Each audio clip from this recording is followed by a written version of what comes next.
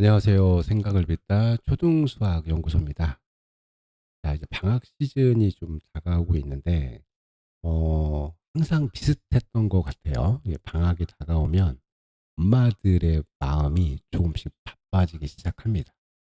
자, 학교를 가지 않는 이 시기에 엄마들이 그 바빠지는 이유가 물론 개인적인 환경에 따라서 좀 차이는 있겠지만, 좀 공통적인 그 바빠짐은 요런 것들이 좀 있어요. 우리 아이하고 옆집 아이하고 이렇게 좀 비교를 합니다. 자, 봤더니 우리 아이는 지금 천천히 학교의 진도에 맞춰서 학습을 이어가고 있는데, 옆집의 친구는 벌써 고학년의 수학을 이미 시작했다라는 소리도 들리고, 또 어떤 친구는 그 고학년을 뛰어넘어서 선행을 좀 더 빨리 진입을 하는 거죠. 뭐 예를 든다면 중학교 수학까지도 갈 수 있는, 자, 이런 이야기를 들으면 왠지 좀 엄마 마음은 이런 생각이 들 것 같아요. 우리 아이만 지금 현재 무언가 뒤처져 있다라는 초조함. 당장 문제집을 한 권 더 사서 아이에게 이 문제를 더 풀어보라고 권유를 해봐야 되나, 이런 고민들이 좀 이어지는 시기가 아닐까, 그렇게 저는 좀 느껴집니다. 자, 그런데 이런 경험들 아마 있었을 것 같아요. 아이가 조금 난이도가 있는 응용 문제를 풀리는데, 아이가 그 한 문제에 너무나 오랫동안 시간을 쓰면서 천천히 생각하는 모습이요. 자, 또는 문제집 한 장을 풀든 뭐 두 장을 풀든 그날의 학습 목표만큼 문제를 해결해 나가는데 유난히 별표가 좀 많아요. 자, 이 별표가 많다는 뜻은 물론 아이가 문제를 해결하는 데 어려움이 있다, 이렇게 이제 우리들이 이해를 할 수 있잖아요. 근데 여기까지는 이제 좋은데 아이가 이런 말까지 합니다, 엄마한테. "엄마, 나 수학을 잘 못하는 것 같아. 나 수학을 못하겠어." 이런 말이 튀어나오면 이땐 또다시 엄마들이 고민을 하기 시작합니다. '아, 우리 아이가 수학적인 머리가 없는 걸까?' 이런 고민 말이죠. 근데 하지만 별표가 많고 "수학을 잘 못하겠어."라고 이런 표현을 아이가 했다라고 해서 자, 수학머리가 없다, 요 단정적으로 이해하는 건 조금은 무리가 좀 있습니다. 자, 그냥 이런 공부는 좀 피해야 될 것 같아요. 어려운 문제를 억지로 아이에게 풀게 시키다 보면, 또는 그런 학원을 보내게 되다 보면 아이가 스스로 알아서 잘하겠지, 이런 막연한 기대감은 사실 엄마들이 가지고 있는 가장 큰 오해 중에 하나입니다. 그러니까 준비가 안 되어 있는 상태에서 심화나 선행 진도만 빼게 되면 아이는 풀이 과정을 논리적 사고나 수학적 사고에 의해서 해결을 해 나가는 게 아니라 암기를 하는 순간이 올 수도 있습니다. 결국 이 암기가 길어지고 길어지다 보면 결국 수학에 대한 자신감은 뚝뚝 떨어지는 순간을 맞이하게 될 수도 있습니다. 자, 그래서 오늘은 과연 우리 아이가 심화나 선행을 시작을 해야 될까 말아야 될까, 요 단서를 좀 찾을 수 있는 방법에 대해서 좀 이야기를 해 보려고 합니다. 자, 오늘 문제집 한 권을 통해서, 자, 여기서 말하는 문제집 한 권이라는 거는 아이가 가정에서 풀고 있는 문제집입니다. 자, 요 문제집을 통해서 한 세 가지를 좀 확인해 보셨으면 좋겠어요. 요 확인을 했을 때 우리 아이가 지금 어느 정도인지를 좀 객관적으로 바라보고 선행을 해야 될지 말아야 될지, 요 근거를 제가 어려운 전문 용어를 싹 다 빼고 오늘 영상에서는 요 세 가지의 지표를 통해서 어머님들이 나름대로 선명한 기준을 가질 수 있는 이야기를 좀 전개해 볼까 합니다. 아, 첫 번째 이제 좀 신호라고 제가 좀 이야기를 해 보고 싶은데요. 아이가 이렇게 학원에서 수업을 듣고 이제 집으로 돌아오잖아요. 그럼 이런 질문을 먼저 좀 한번 던져 보세요. "오늘 뭐 배웠어?" 이렇게 한번 이야기를 건네 보는 거죠. 그럼 아이의 대답이 사실 이런 경우들은 좀 많아요, 보통. "그냥 알 것 같아. 그냥 오답 문제가 좀 있긴 했는데 그냥 다 고쳤어." 이렇게 좀 가볍게. 이야기를 하는 경우가 좀 많습니다. 자, 그런데 진짜 실력이 쌓이고 있는 아이들은 좀 다른 행동을 보입니다.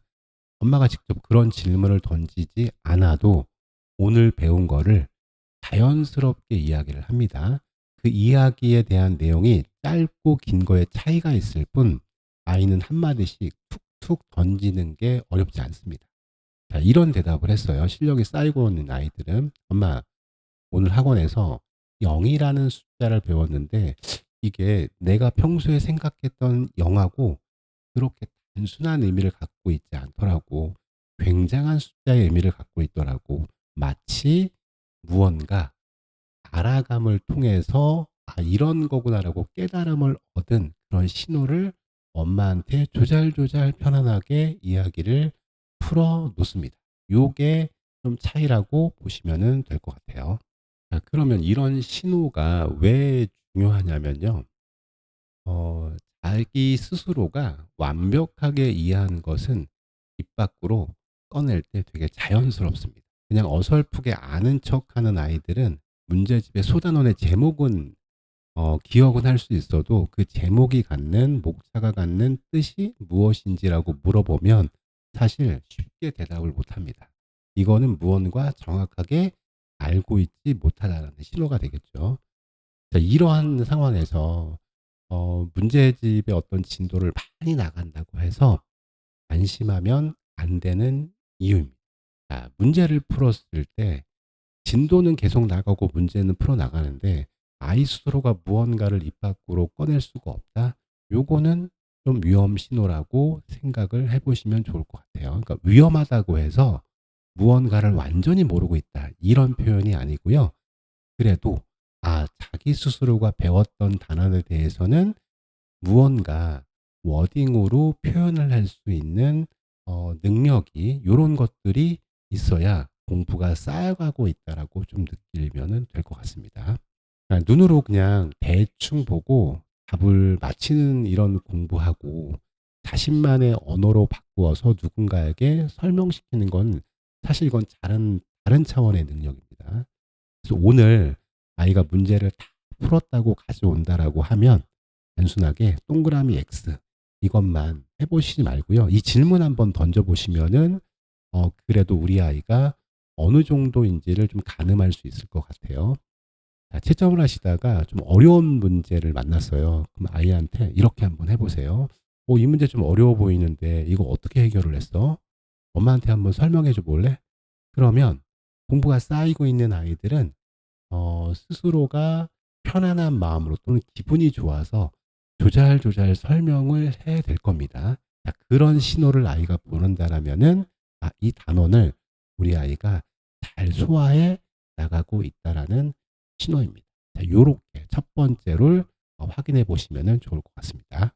자, 이제 두 번째 신호인데요. 오답 문제가 이제 있단 말이에요. 근데 이 문제를 단순하게 계산 실수에 의해서 뭐 틀린 경우도 있겠지만 때에 따라서는 아이들이 가장 좀 힘들어하는 문제들이 있거든요. 문장제 문제라고 해요.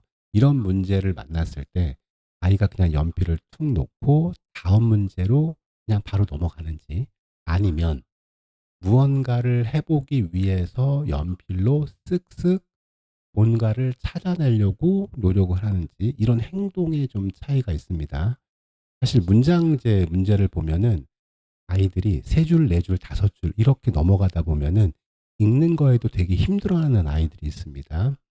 이런 이야기를 해요. "왜 이걸 못 풀었니? 왜 한번 해결해 보려고 노력을 안 했니?"라고 질문을 했는데 이런 대답을 좀 아이들이 많이 해요.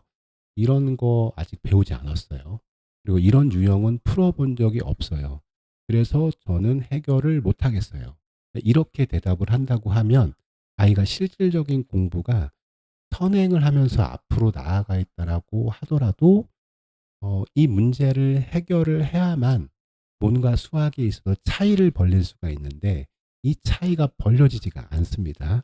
그래서 요런 문제를 "그냥 모르겠어."라고 예 넘어가는 아이라면은 사실 선행을 하더라도 기계적으로만 공부를 계속해 나갈 수가 있습니다. 단순한 문제나 또는 공식에 의해서 바로 대입할 수 있는 문제들은 해결할 수 있지만 그 외적인 문장제나 또는 수학적 사고를 요구하는 문제가 전혀 해결이 안 된다면 사실 선행은 고려해 보셔야 됩니다. 멈추고 선행에 좀 더 충실을 해 볼까? 아니면은 계속 가야 되는 걸까?'라고 했을 때 저는 지금 현재 나가는 선행보다는 선행에 좀 더 충실한 학습을 이어가는 거를 추천을 드립니다. 자, 요거하고 좀 인제 다른 경우인데 아이가 좀 어려운 문제나 이런 문장제 문제를 만났을 때 그냥 멍하니 있거나 연필을 놓거나 다음 문제를 넘어가거나 이런 행동을 보이지 않고 무언가 해 보려고 시도를 하고 그 앉은 자리에서 계속 생각을 해 보려고 노력을 합니다. 이런 모습이 우리 아이에게서 관찰이 된다라면 사실 물론 그 과정에서 문제를 해결할 때 완벽한 식을 세우지를 못해도 괜찮습니다. 왜냐하면 어느 아이든지 문제를 해결을 할 때 완벽하게 처음부터 해결은 할 수는 없습니다.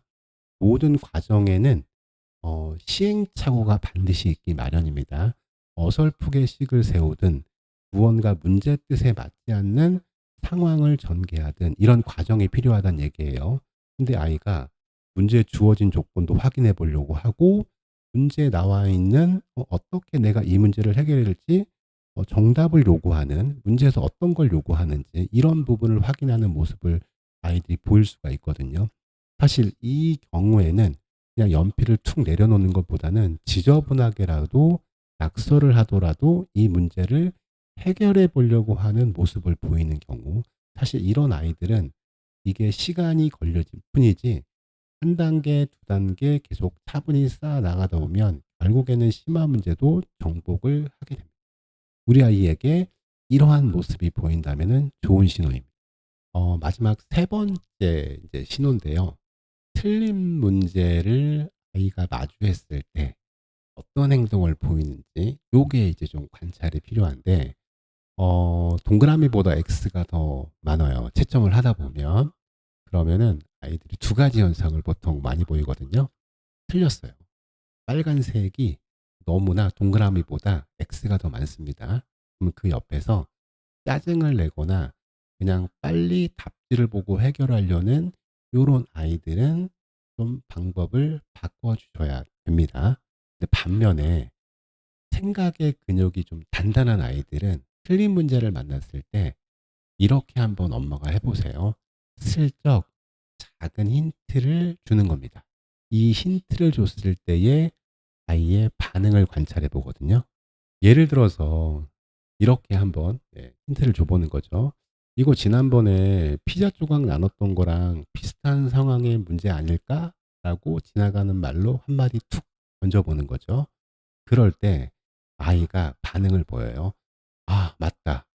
나 알 것 같아.' 이런 신호를 보내면서 '나 다시 이 문제 해 볼래.'라고 한다라면 아이는 무섭게 그 문제에 몰입하는 상황을 관찰하게 될 겁니다. 그러니까 작은 힌트 하나로 머릿속의 서랍이 뭔가 열리는 것 같은 그러면서 스스로 고쳐내는 성취감을 맛보는 타이밍이라고 보시면은 맞을 것 같습니다. 자, 이 세 번째의 신호에서 이게 중요한 이유는 아이가 이미 머릿속에 재료들을 가지고 있다라는 뜻이거든요.